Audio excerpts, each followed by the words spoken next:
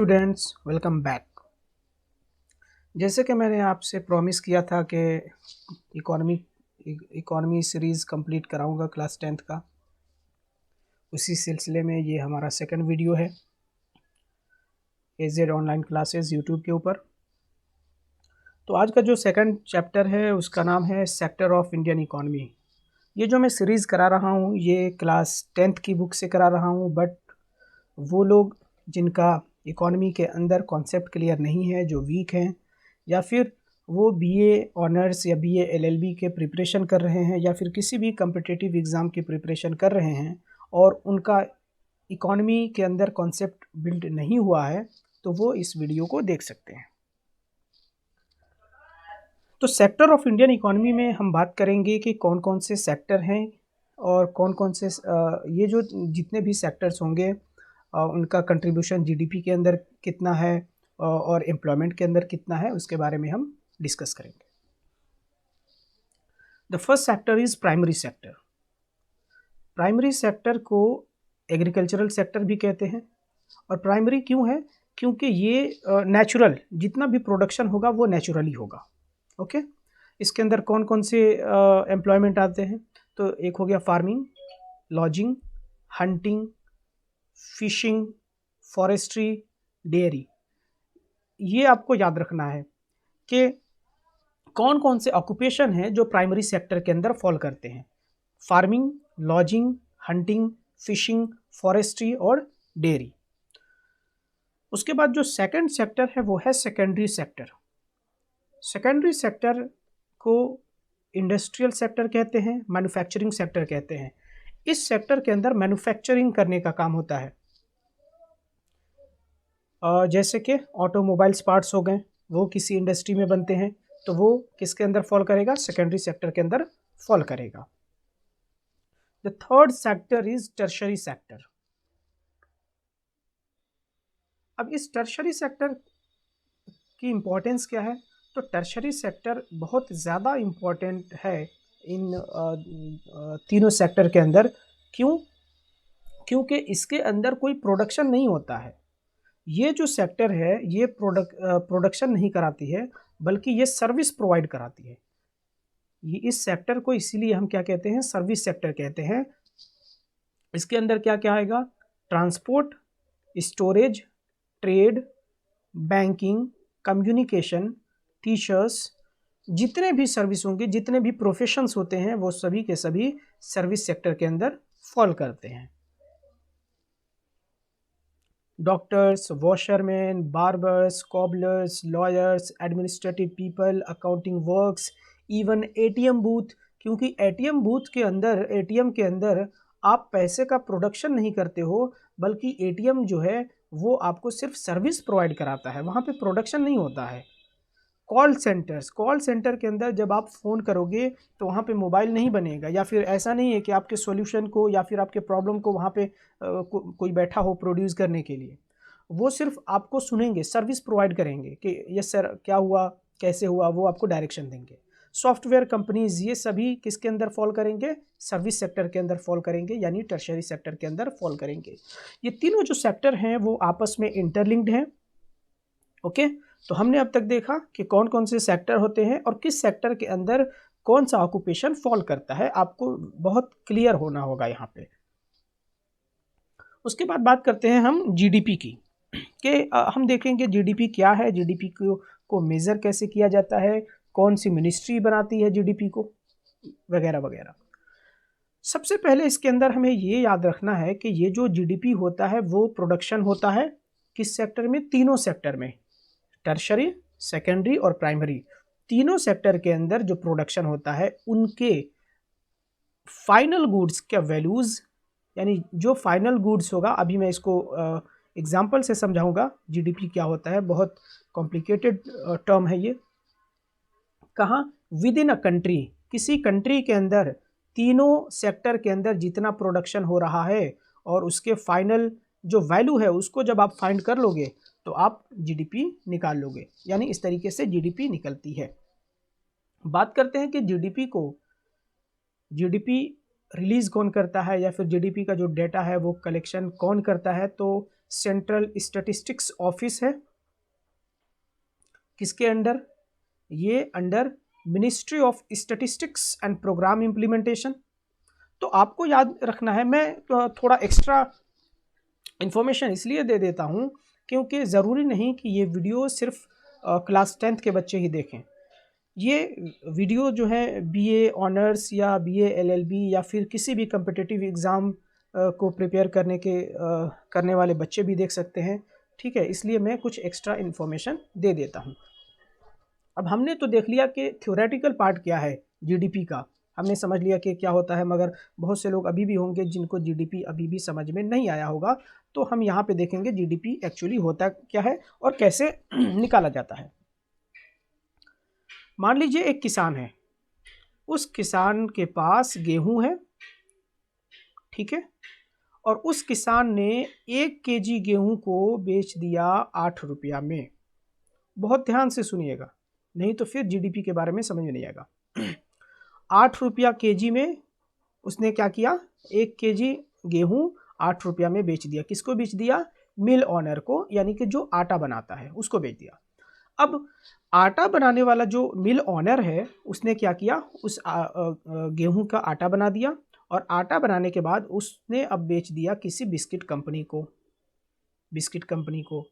तो अब ये जो बेच रहा है, चूंकि गेहूं था, गेहूं से आटा बनाया इसने, और इसने क्या कर दिया? 10 रुपया बेच दिया। यानी 1 केजी गेहूं को उसने बेच दिया, और 1 केजी आटे को बेच दिया 10 रुपये के अंदर। ओके, अब ये जो बिस्किट कंपनी वाला है, अब वो क्या करेगा? उस 1 केजी आटे से 4 पैकेट बिस्किट बना लेगा। मान लीजिए उसने क्या कर लिया भाई साहब? 4 पैकेट बिस्किट बना लिया। ओके, बहुत कॉम्प्लिकेटेड टर्म है, आपको समझना होगा। 4 पैकेट बिस्किट बना लिया।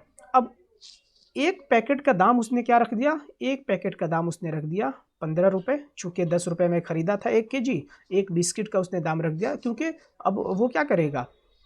अब भाई वो उसके अंदर शुगर मिलाएगा, बाकी जो इंग्रेडिएंट्स होते हैं बिस्किट बनाने के लिए वो तो मिलाएगा ही, तो जाहिर सी बात है दाम बढ़ाएगा। तो 15 रुपया का एक बिस्किट आपको मिलेगा, और बना कितना है? 4 बना है। तो 15 × 4 हमने कर दिया, तो कितना निकल कर आ गया भाई? ये हो गया 60 रुपीज़। ये हो गया 60 rupees. Okay, got it? Okay, ये है रुपीज़ का सिंबल है। तो 60 रुपया हो गया। हमने क्या देखा? हमने ये देखा कि जिस गेहूं का कीमत 8 रुपया था वो बिका 10 रुपये में, तो आटा बन गया, मतलब यहाँ बिक गया। आटा बनने के बाद 10 रुपया हो गया, और बिस्किट बनने के बाद वही 1 केजी ही है, भले ही आप जितना पैकेट बना लो, है ना, है तो क्वांटिटी उसका 1 केजी ही, ठीक है, 1 केजी ही उसका क्वांटिटी है, भले ही आपने कितना बना लिया। अब इसको जो हमने बेचा है 1 केजी गेहूं ही है, मगर अब बिस्किट बनाने के बाद इसका कीमत कितना हो गया? 60 रुपीज़। तो ये जो 60 रुपीज़ है ना, यही जीडीपी के अंदर कंट्रीब्यूट होगा। समझ गए? यही, इसी को क्या बोलते हैं? Final value. ठीक है, फाइनल गुड्स की जो वैल्यू है वो ये है 60 रुपीज़। 1 ही केजी आटा था, उसी का 60 रुपया बन गया। ठीक है, तो ये जीडीपी के अंदर कंट्रीब्यूशन होगा, ये जो रुपीज़ होगा वो जीडीपी के अंदर काउंट होगा, ये सब नहीं। अब क्यों ये सब नहीं? क्योंकि यहाँ पे जो बिस्कुट बना है ना, बिस्कुट बनाने में ये 10 रुपया भी शामिल है, ये 8 रुपया भी शामिल है, यानी कि ये जो इंटरमीडिएटरीज हैं इनके जो वैल्यूज़ हैं इनको भी इस 15 रुपया में इंक्लूड किया गया है। समझ गए? ओके, आई होप कि समझ में आ गया होगा। Okay, we are moving ahead now. अब देखते हैं कि टर्शरी सेक्टर जो है, प्रोडक्शन की बात हम करें तो टर्शरी सेक्टर की जो ग्रोथ हुई है सबसे ज़्यादा हुआ है। नो डाउट, जब इंडिया आज़ाद हुआ था उससे वहाँ से लेके आज तक हर सेक्टर के अंदर ग्रोथ देखने को मिला है, बट जो सबसे ज़्यादा जिस सेक्टर में ग्रोथ हुआ है वो है टर्शरी सेक्टर, यानी कि सर्विस सेक्टर। अब टर्शरी सेक्टर क्यों? क्योंकि हमें हॉस्पिटल्स की ज़रूरत पड़ती है। मतलब पहले क्या था, हॉस्पिटल्स कम हुआ करते थे, है ना, बहुत दूर दूर हुआ करते थे। अब हम देखेंगे कि इवन गांव में भी हॉस्पिटल्स खुले हुए हैं, हॉस्पिटल्स देखने को मिल सकता है ना। फिर उसके बाद देखेंगे तो हॉस्पिटल के अंदर, अब आप जब हॉस्पिटल के अंदर क्या करोगे? किसी चीज़ का प्रोडक्शन नहीं कर रहे हो, instead you will provide some jobs, है ना।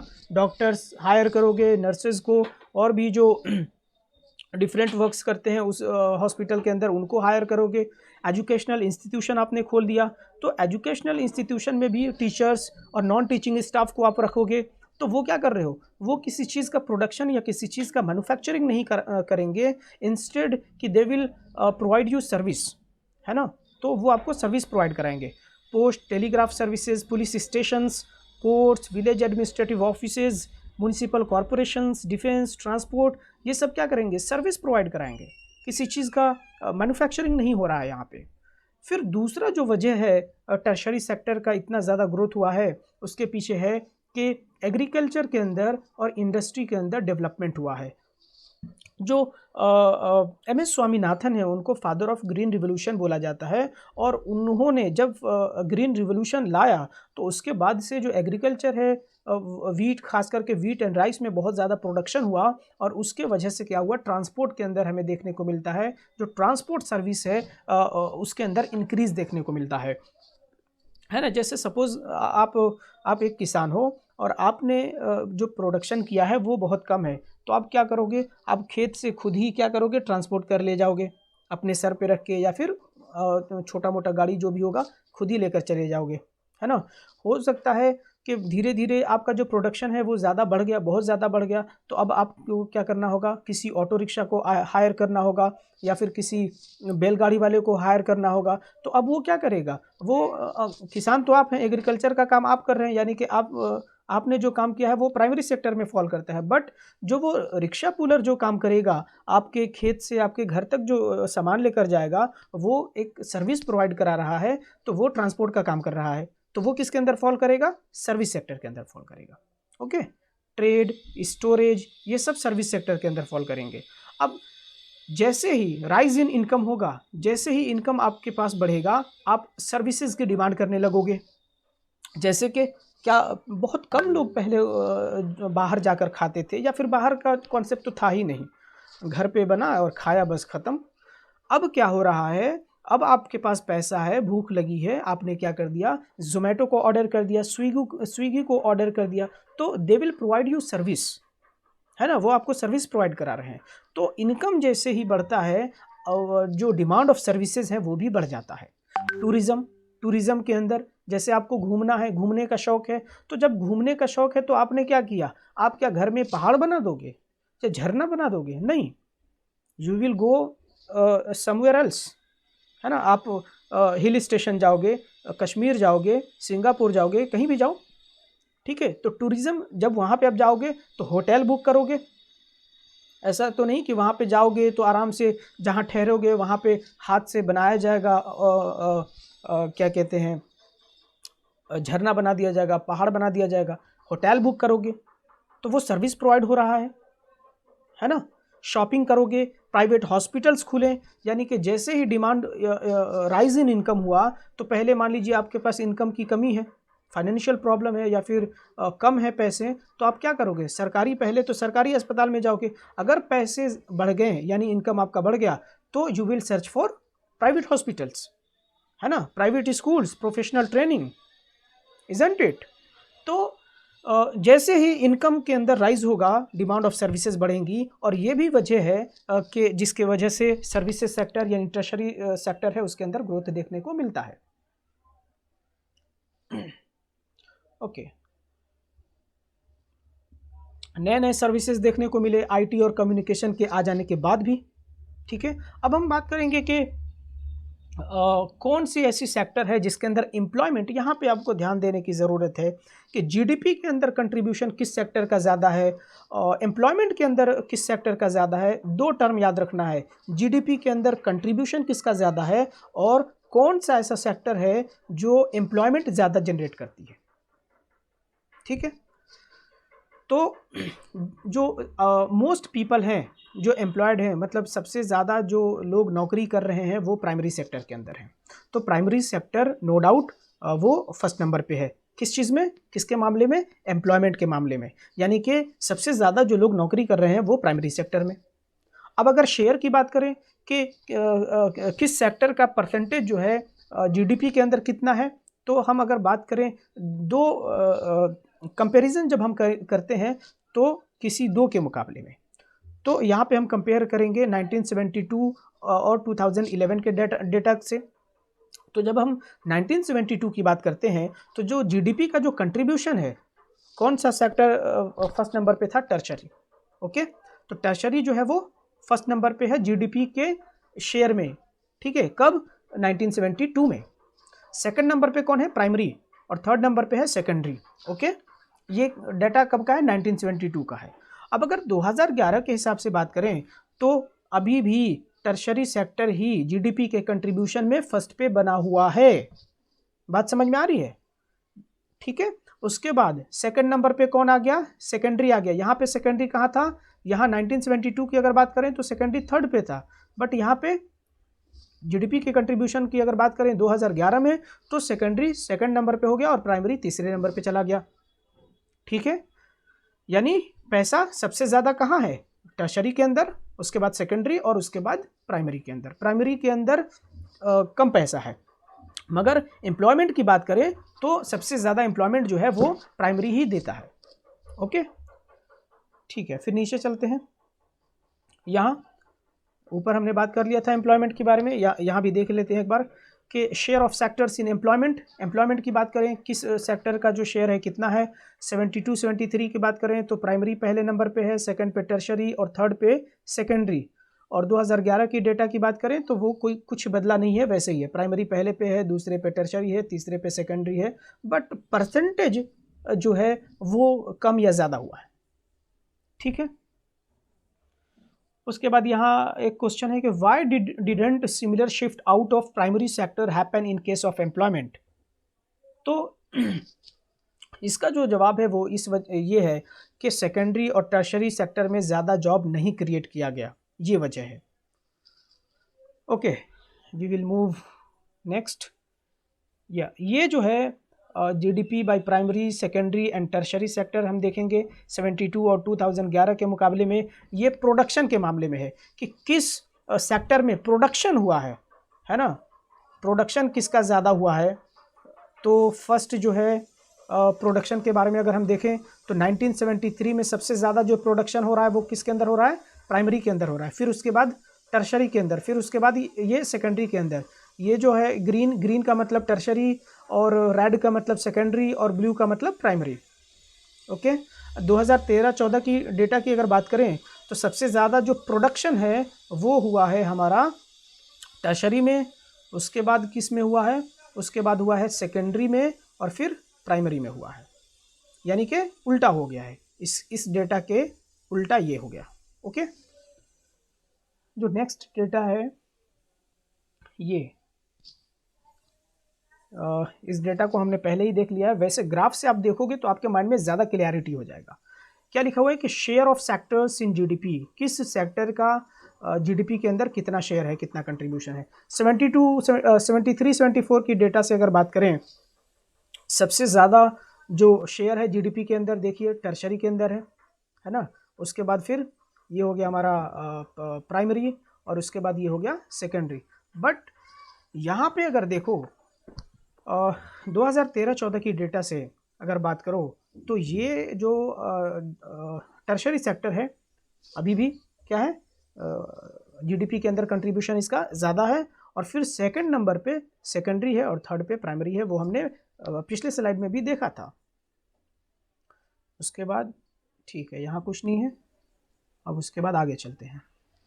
8th slide, share of sectors in employment. अगर एम्प्लॉयमेंट की बात करें कि कौन सा सेक्टर एम्प्लॉयमेंट किसको कितना देता है, तो हमने देखा पहले एक चीज़ जानिए कि ये जो ग्रीन है टर्शरी है, रेड सेकेंडरी और ब्लू है प्राइमरी।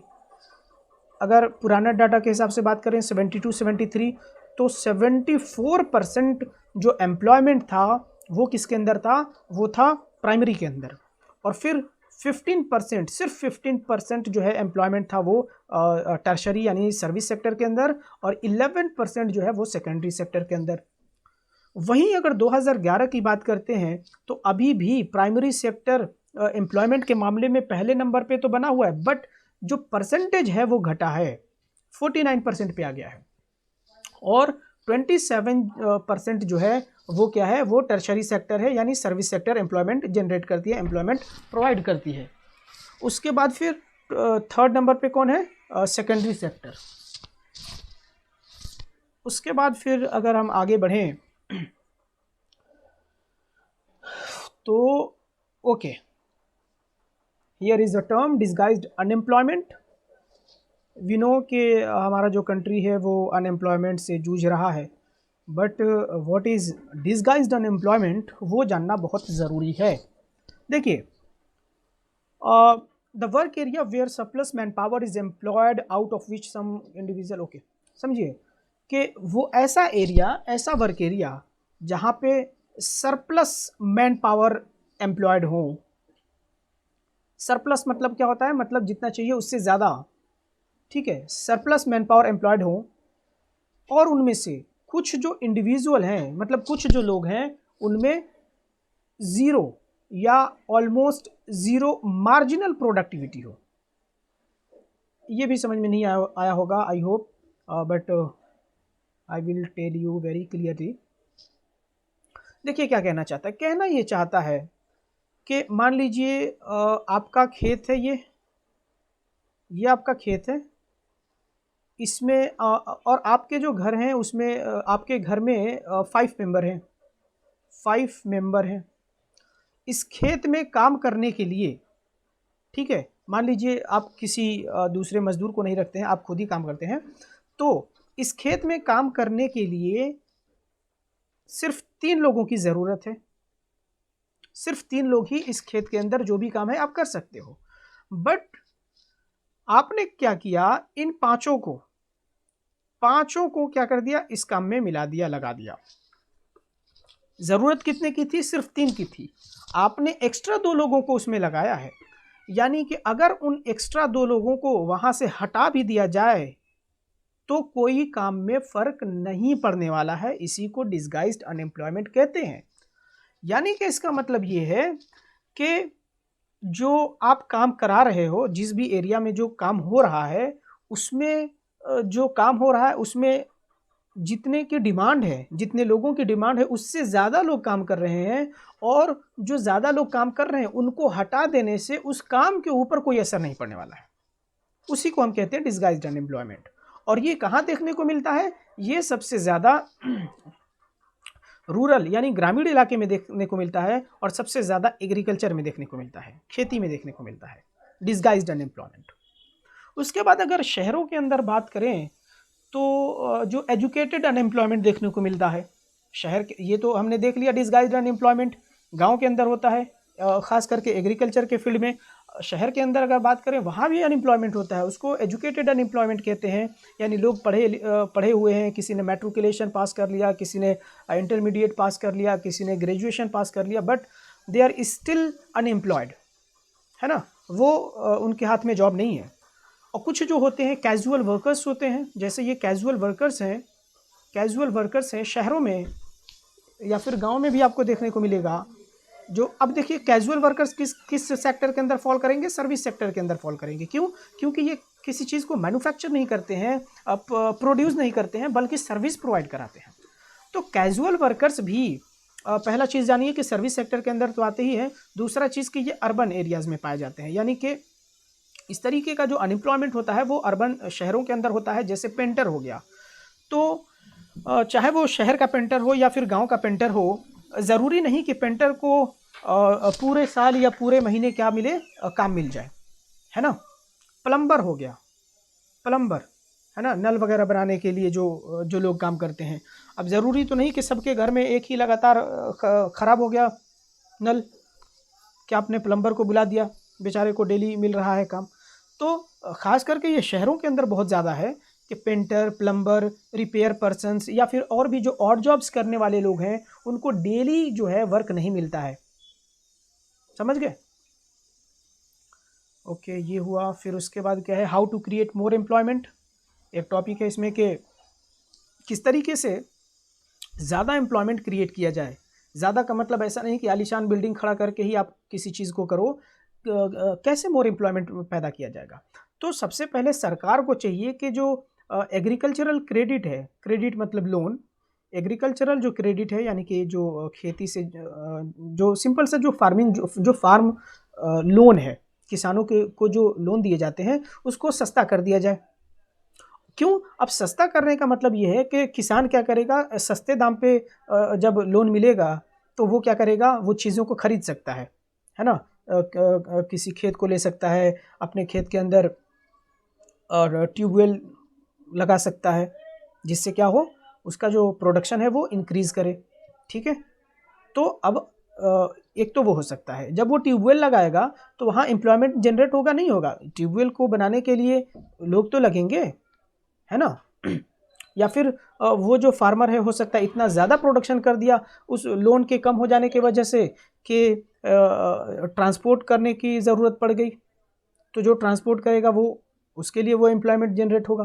दूसरा चीज़ है कि promote and locate industries and services in semi rural areas.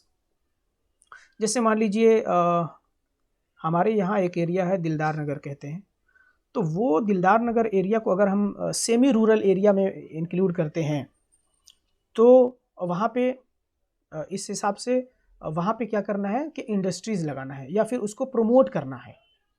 तो इंडस्ट्रीज़ अगर आप लगाओगे वहाँ पे 12 से 13-14 गांव है वहाँ पे आसपास में, तो वहाँ के लोगों को क्या मिल सकता है, एम्प्लॉयमेंट मिल सकता है अगर इंडस्ट्रीज़ वहाँ पे लगा तो। ठीक है? या फिर कोल्ड स्टोरेज आप खोल दीजिए कहीं भी। आप क्या करो, कोल्ड स्टोरेज खोल दो। कोल्ड स्टोरेज मतलब जैसे कि अगर मैं वहीं की बात करूं, अपने दिलदार नगर की बात करूं, तो वो काफ़ी दूर पड़ जाता है बड़े शहरों से, जैसे कि दिल्ली हो गया। अगर मान लीजिए कोई व्यापारी है दिल्ली से आम ले जाना चाहता है, सेब ले जाना चाहता है, केला ले जाना चाहता है ना, या फिर हिमाचल प्रदेश से ले जाना चाहता है, वो कितना लेकर जाएगा कि अगर वो ना बिक सका 1 दिन 2 दिन 4 दिन 5 दिन 15 दिन 1 महीना, तो वो ख़राब ना हो। क्योंकि आने पहले तो ले जाने में भी ज़्यादा जो फ्रूट्स होते हैं वो ख़राब हो जाते हैं, है ना? दूसरा चीज़ के पैसे लगेंगे। अब मान लीजिए अगर बिका नहीं तो ऐसा ना हो कि वो ख़राब हो जाए, फिर तो उसको नुकसान हो जाएगा। तो उसके लिए क्या करना चाहिए, एक कोल्ड स्टोरेज खोल देना चाहिए, जिससे कि उन फलों को वहाँ पे सुरक्षित क्या कर किया जा सके, रखा जा सके, वो ख़राब ना हो, थोड़ा लंबे समय तक वो चल सके। दूसरा एक और जॉब क्रिएट किया जा सकता है कि हनी कलेक्शन करके फॉरेस्ट एरियाज़ में, जंगल के एरियाज़ में क्या कर सकते हैं आप, शहद को इकट्ठा कर सकते हैं, फिर उसको क्या कर सकते हैं, बेच सकते हैं। या फिर हनी कलेक्शन आप करिए, जैसे कि आपको शहद की ज़रूरत है ना? तो जब आपको हनी की ज़रूरत है, आप दुकान पे जाते हो, ठीक है, इधर उधर भटकते हो, तो एक क्या करो आप, खास करके गांव के अंदर कोई एक जिस तरीके से दुकान होता है उसी तरीके से एक दुकान टाइप का कुछ खोल दो, एक दुकान ही समझो।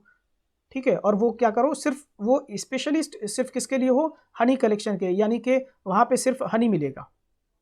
तो लोग डायरेक्ट अब कहीं नहीं जाएंगे, अब आप ही के पास आ जाएंगे। और improve health sector, health sector को इम्प्रूव करोगे तो उसमें भी क्या मिलेगा, एम्प्लॉयमेंट मिलेगा। Isn't it? गांव में आप हर गांव में क्या कर दो, हॉस्पिटल्स को खोल दो। तो वहाँ पे हॉस्पिटल्स को आपने खोल दिया, एक डॉक्टर चाहिए, एक नर्स चाहिए, और भी बाकी जो लोग होते हैं कंपाउंडर, और भी जो लोग होते हैं हेल्प करने के लिए वो लोग चाहिए, तो एम्प्लॉयमेंट जनरेट हो रहा है इस तरीके से भी। इसके अंदर और कुछ है नहीं? Okay, now moving to next slide, 10th slide. Yes, this is very important topic. What is this? This is MNREGA, MGNREGA। Full form क्या है? Mahatma Gandhi national rural employment guarantee act.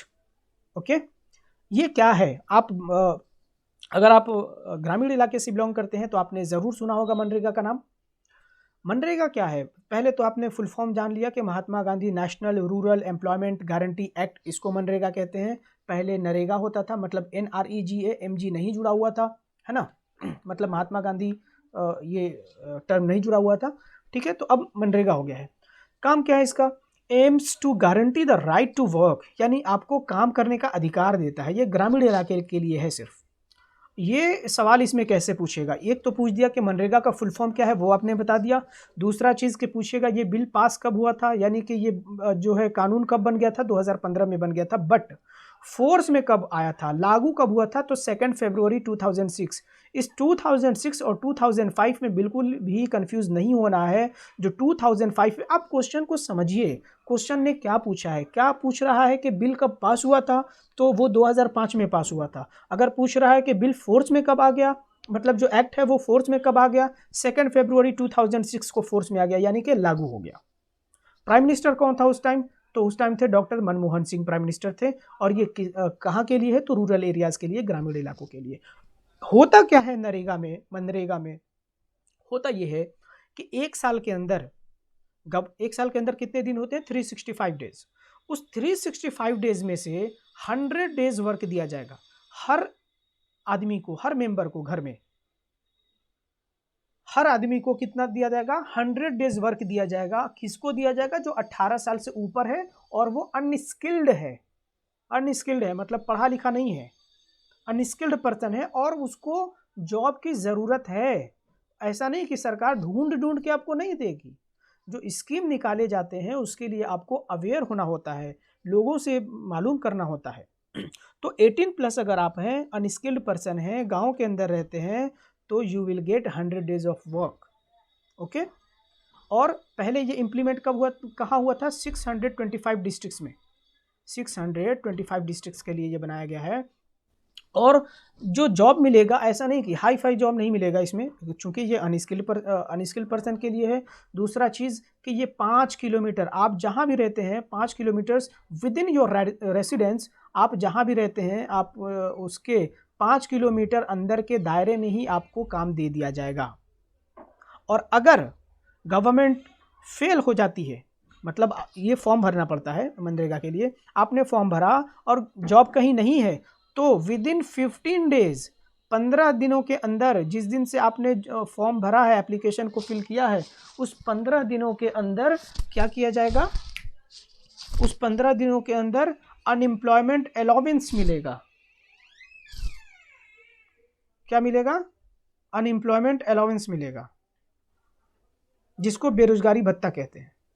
यानी अगर 15 दिनों के अंदर जॉब नहीं मिलता है वो मनरेगा के अंदर, तो आपको गवर्नमेंट क्या प्रोवाइड कराएगी, अनएम्प्लॉयमेंट अलाउंस, जिसको बेरोजगारी भत्ता कहते हैं। और ये इम्प्लीमेंट कौन करता है, ग्राम पंचायत, यानी ग्राम प्रधान के हाथ में होता है। ये ग्राम प्रधान आपको प्रोवाइड कराएगा ये जॉब 100 डेज के लिए। बट एनडीए गवर्नमेंट, यानी कि जो अभी जो सेंट्रल गवर्नमेंट है, नरेंद्र मोदी की जो सरकार है, उसने डिसाइड किया है, फैसला किया है कि जो रेन हिट एरियाज़ हैं उनके अंदर ये जो मनरेगा का जो वर्क है वो 150 डेज बढ़ा दिया जाएगा। ठीक है। जो एनडीए गवर्नमेंट है, अभी की जो करंटली रूलिंग गवर्नमेंट है, उसने फैसला लिया है कि रेन हिट एरियाज़ में जो मनरेगा का जो डेज़ है, 100 डेज़ जो हुआ करता है, वो 150 डेज़ बढ़ा दिया जाएगा, यानी 150 डेज़ का हो जाएगा। तो आपको इसमें क्या याद रखना है, नरेगा कब इम्प्लीमेंट होता है, तो 2006 में, 2 फरवरी 2006। पास कब होता है, 2005 में। और किसके प्राइम मिनिस्टर के अंडर में, डॉक्टर मनमोहन सिंह थे। और क्या होता है इसमें, 100 डेज़ का वर्क दिया जाता है। कहाँ, तो 5 किलोमीटर, आप जहाँ रहते हैं उसके 5 किलोमीटर के अंदर में। और किसको दिया जाता है, तो 18+ जो भी लोग हैं, अनस्किल्ड पर्सन हैं, आप अगर फॉर्म फिल करोगे तो। और अगर 15 दिनों के अंदर आपको जॉब नहीं मिल पाती है तो आपको अलाउंस दिया जाएगा। और इम्प्लीमेंट कौन कराता है, तो ग्राम पंचायत यानी प्रधान। अब बात करते हैं इस चैप्टर के अंदर ऑर्गेनाइज्ड सेक्टर और अनऑर्गेनाइज्ड सेक्टर्स कौन कौन से होते हैं, क्या किसको बोला जाता है। ऑर्गेनाइज सेक्टर क्या होता है, ऑर्गेनाइज सेक्टर एक ऐसा सेक्टर है जिसमें जो एम्प्लॉयमेंट है वो आपका फिक्स होता है और रेगुलर होता है। जैसे कि यहाँ पे हमने बात किया ऊपर, जो पिछले स्लाइड में हमने बात किया था, वो ये बात किया था कि हमने देखा था कि जो कैजुअल वर्कर्स हैं, ख़ास करके शहरों के अंदर, जो पेंटर हो गए, है ना, जो प्लम्बर हो गए, उनको रेगुलर जॉब नहीं मिल पाती है। ठीक है, वो तो खैर वो अनएम्प्लॉयमेंट वाले में आ गए। बट ऑर्गेनाइज सेक्टर की मैं अगर बात करूं, तो ऑर्गेनाइज सेक्टर का मतलब ये होता है कि आपको जो जॉब मिलेगी वो फिक्स होगी, रेगुलर होगी, और उसके अंदर रूल्स एंड रेगुलेशंस होंगे। क्या होगा, उसके अंदर रूल्स एंड रेगुलेशंस होगा। उसके अंदर factories act, minimum wages act, या आपको पता है हर स्टेट क्या करती है, रिलीज़ करती है कि इस स्टेट में कितना मिनिमम वेज होगा। मिनिमम वेज का मतलब क्या होता है कि कम से कम आपको एक इंसान को इतना तो पैसा देना ही है। और ख़ास करके ये किसके अंदर होता है? पब्लिक सेक्टर में, मतलब सरकारी कामों में। ठीक है, मतलब ऐसा जैसे कि किसी भी आप जॉब को करने के लिए जाते हैं, बहुत छोटा से छोटा जॉब हो या बड़ा से बड़ा जॉब, तो बिल्कुल वहाँ पे क्लियर कट आपको बताया जाता है, जो मिनिमम वेजेस एक्ट कहता है कि कम से कम अगर इन्होंने इतना पढ़ाई की है या फिर ये अनस्किल्ड हैं, फिर भी अगर गवर्नमेंट ऑफिस में ये काम करते हैं तो कम से कम आप इनको इतना पैसा तो दोगे ही। उसको बोला जाता है मिनिमम वेजेस एक्ट। हर स्टेट के हिसाब से शायद ये अलग अलग होता है। और उसके अंदर ऑर्गेनाइज सेक्टर में सिक्योरिटी ऑफ एम्प्लॉयमेंट होता है। ऐसा नहीं हायर एंड फायर नहीं होता है कि आपको जब मर्जी आपको हायर कर लिया और बाद में फायर कर दिया, यानी निकाल दिया। अगर ऑर्गेनाइज सेक्टर में अगर आपने एक्स्ट्रा वर्क किया तो उसके लिए ओवर टाइम जो एक्स्ट्रा मनी होता है वो दिया जाता है, पेड लीव होता है, और मतलब आप छुट्टियाँ लेंगे तो उसमें जो है आपके पैसे नहीं काटे जाएंगे।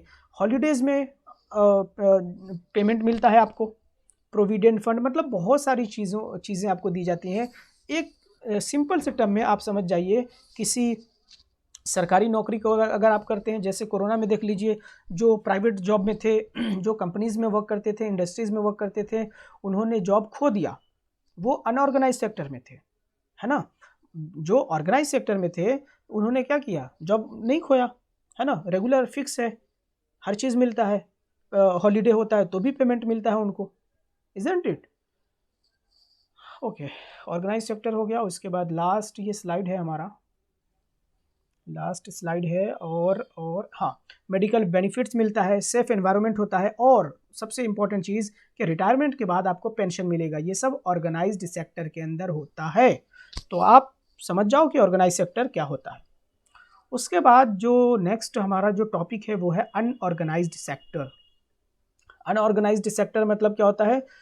यूँ कहें कि गवर्नमेंट के कंट्रोल से बाहर समझिए, है ना। मतलब गवर्नमेंट का जो कानून है, मिनिमम वेजेस एक्ट और जितने भी एक्ट हैं वो लागू नहीं होते हैं, एक तरह से अगर कहा जाए तो, है ना। रूल्स एंड रेगुलेशंस यहाँ भी होते हैं कि इतने बजे आना है, इतने बजे जाना है, इतनी सैलरी मिलेगी, बट नॉट फॉलोड, फॉलो नहीं किया जाता है। कभी कभी आप देखोगे जो प्राइवेट सेक्टर में काम कर रहे होते हैं उनको जो सैलरी है वो नहीं दी जाती है, या फिर जो सैलरी मिलता है वो लेट मिलता है सैलरी, और जो सैलरी जो होती है वो लो पेड होती है, मतलब कम सैलरी होती है, हायर एंड फायर होता है, मतलब बॉस के हिसाब से आपको काम करना पड़ता है, उनको खुश करना पड़ता है, आपने खुश नहीं किया तो वो आपको निकाल देंगे। रेगुलर भी नहीं हो सकता है कि वो रेगुलर ना हो, और ओवर टाइम नहीं मिलेगा, हो सकता है कभी कभी ओवर टाइम ना भी मिले, एक्स्ट्रा काम करा लिया जाए, और अगर लीव आपने लिया है तो उस पर पेमेंट आपको नहीं मिलेगी। अगर बीमार हो गए आप तो वहाँ पे हो सकता है आपकी छुट्टी काट, मतलब छुट्टी के लिए आपके पैसे काटे जाएं, और हो सकता है आप आपकी जो आइडियाज़ हैं बॉस के साथ अगर मैच ना करें तो वो बॉस क्या कर सकता है, आपको बिना बताए, बिना मतलब किसी रीज़न के ही आपको क्या कर सकता है, आपको छुट्टी पे भेज सकता है ना, मतलब कि आपको उस जॉब को छोड़ना होगा। अब यहाँ तक हमने देख लिया। लास्ट एक जो टॉपिक है वो है कि ऑनरशिप के अगर बेस पे देखें तो सेक्टर, हम यहाँ पे फ़िलहाल दो ही सेक्टर की बात करेंगे। ऑनरशिप के बेस पे अगर बात करें तो दो सेक्टर के बारे में हम पढ़ने वाले हैं, पब्लिक सेक्टर और प्राइवेट सेक्टर। पब्लिक सेक्टर क्या होता है? पब्लिक सेक्टर वो सेक्टर होता है जो जो गवर्नमेंट जो होता है वो उसको ऑन करता है, यानी कि मोस्ट ऑफ दी जो परसेंटेज ऑफ एसेट होता है वो गवर्नमेंट के अंडर में होता है। जैसे रेलवे हो गया, पोस्ट ऑफिस हो गया, ये सब क्या है? पब्लिक है ना। इसीलिए आप क्या करते हो, जैसे सिंपल सा चीज़ है, अगर कोई पब्लिक सेक्टर है उसका जो कीमत होगा वो कम होगा, है ना। जैसे मान लीजिए एक बस है, सरकारी बस, उसका किराया कम लगता है, प्राइवेट से जाएंगे उससे ज़्यादा लगेगा। तो पब्लिक सेक्टर में पैसे लगते हैं नो डाउट, बट वो ज़्यादातर जो वेलफेयर ऑफ द पीपल के लिए होता है ना। और जो नेक्स्ट सेक्टर है वो है प्राइवेट सेक्टर। तो प्राइवेट सेक्टर किसका होता है? इंडिविजुअल का हो सकता है, ग्रुप ऑफ इंडिविजुअल का हो सकता है, मतलब किसी एक अकेले इंसान का हो सकता है दो लोगों ने मिलकर बनाया हो, चार लोगों ने मिलकर बनाया हो, 10 लोगों ने मिलकर बनाया हो। बट जो प्राइवेट सेक्टर होता है वो प्रॉफिट मेकिंग होता है। प्रॉफिट यहाँ भी होता है, पब्लिक सेक्टर में भी होता है, बट वो जो प्रॉफिट होता है वो आपके वेलफेयर के अंदर खर्च कर दी जाती है। किसी दूसरे चीज़ में लगा दी जाती है। जैसे रेलवे है तो रेलवे का पैसा मिला, आपने टिकट खरीदा वगैरह, और उसके जो आपने जो टिकट के जो पैसे दिए हैं, हो सकता है उसी पैसे से कहीं ओवर ब्रिज बन जाए, कहीं जो रेलवे लाइन है उसको और चौड़ा कर दिया जाए, है ना। या फिर ज़रूरी नहीं कि सिर्फ रेलवे के अंदर ही खर्च की जाए, कहीं भी खर्च की जा सकती है। तो ये हो गया पब्लिक सेक्टर हो गया। प्राइवेट सेक्टर में क्या हुआ, इंडिविजुअल। इंडिविजुअल मतलब जैसे मान लीजिए रिलायंस है, तो रिलायंस क्या है, वो है प्राइवेट सेक्टर, है ना। जियो है, ये प्राइवेट सेक्टर है। टिस्को है, ये प्राइवेट सेक्टर है। ये सब क्या करेंगे, profit making. Profit making simple सा एग्जांपल है, आपने एडमिशन लिया किसी प्राइवेट स्कूल में, है ना, जो सरकारी नहीं है, जो गवर्नमेंटल नहीं है, तो आपने जो लिया तो उसका फीस देखिए और किसी सरकारी स्कूल का फीस देखिए, बहुत ज़्यादा डिफरेंस देखने को मिलेगा। तो जो प्राइवेट सेक्टर होते हैं वो प्रॉफिट मेकिंग होती हैं, मतलब ज़्यादा से ज़्यादा वो प्रॉफिट कमाने की कोशिश करती हैं।